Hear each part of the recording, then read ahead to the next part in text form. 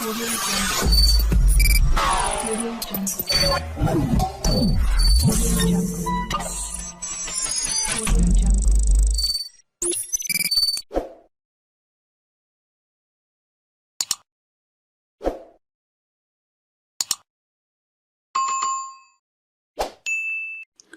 Salam sama gaay yi daal leen ak jàmm sama chaîne YouTube bi ci vidéo bi nag dama leen a bëggoon wan nan ngeen di def ba installer WhatsApp ci seen Apple Watch.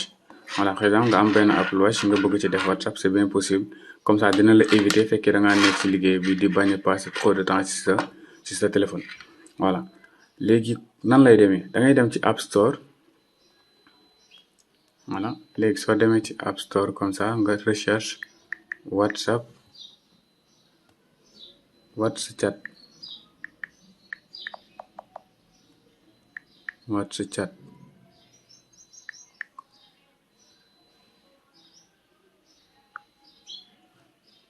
voilà, léegi soo demee ci WhatsApp nga télécharge bii nii mooy bi am li icône bi nga télécharge ko. Man télécharge naa ko pare. Léegi soo ko télécharge ba pare da ngay ñëw ci sa watch bi. Soo ñëwee ba ci watch nga wàcc suuf da nga gis ne télécharge nga ko may installé goo ko ci sa Apple Watch bi nekk fii. léegi su boobaay nga def ci installation bi nag mën na xaw a durer tuuti. Voilà, ça dépend ci taayu application bi rek. léegi soo ko installé par exemple ñu passant tuuti mu installé wu. Voilà, maintenant installation bi su paree ngay gis ne day yéeg directement ngay gis xam nga fi ñaar listal mooy installé sur Apple Watch ak yi nga xam ne disponible mooy installé wu leen. léegi soo ko installé pare soo demee léegi sa Apple Watch da nga ko fay gis. Par exemple suñu demee ni normalement ci suuf da ngeen gis WhatsApp ngeen bës foofu. Voilà, léegi nag bon lii su la ko defee nag mën nga patienter connexion bi la rek.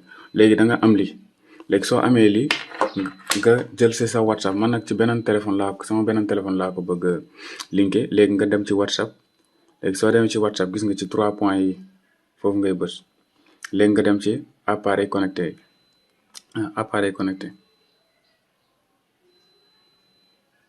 da ngay ñëw nii nga dem ci appareil connecté. léegi soo ñëwee ci appareil connecté gis nga def connecter un appareil. léegi bon ma def sama mot de passe comme ça. léegi nag su boobaay yow QR code bi ngay scanner.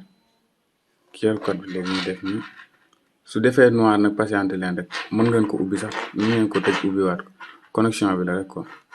xaar ma def nii tëj ko ubbiwaat ko. voilà, connexion bi la des fois mooy loolu. voilà, léegi soo léegi ni nga scanner ko. voilà, gis nga bi ñu ko scanner rek mu ngi def connexion mu ngi koy connecté. man laal écran pour mu bañ a fay rek. voilà instant yi connecté na mu ngi recherche na. léegi téléphone bi pare na gis nga mën ngeen ko teg à côté. voilà, gis nga message yaa ngi nii mu ngi mel ni maa ngi yor WhatsApp. léegi soo xoolee lépp lu ma def da ngeen ko gis ci téléphone bi. léegi supposons ma ñëw ci kii ma bëgg ko bind message mën naa ñëw ci clavier bind nii boy par exemple ma def boy. voilà, clavier yàgg yooyu la nag. voilà, yaa ngi fàttali mooy yu touche.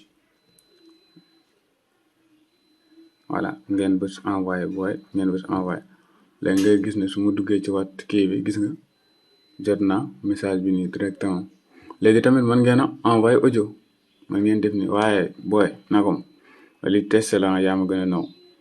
ngeen abonné ci vidéo bi ngeen abonné ci chaîne bi like vidéo bi nga def ni su audio bi demee rek da nga koy gis fii nii gis nga. léegi su ma liiree gis nga bu qualité bu normal voilà vraiment. ba pare mën nga envoyé emoji loolu neex mën nga ko def. par exemple tey su ma defee nii mën nga def ay emoji. voilà, par exemple bi ba ma def abonné leen gars yi. voilà, gis nga emoji lépp parce que am na emoji yu bëri yëpp mën nga ko def. lépp loo xam ne rek WhatsApp bi mën na ko def bii mën na ko def tamit. bu mu des appel la lu dul def ok, jaa ngeen jëf sama gars yi ñu ngi yemale fii vidéo. fekkee vidéo bi neex na leen ñoo ngi ñaan ngeen abonné te partage. jaa ngeen jëf.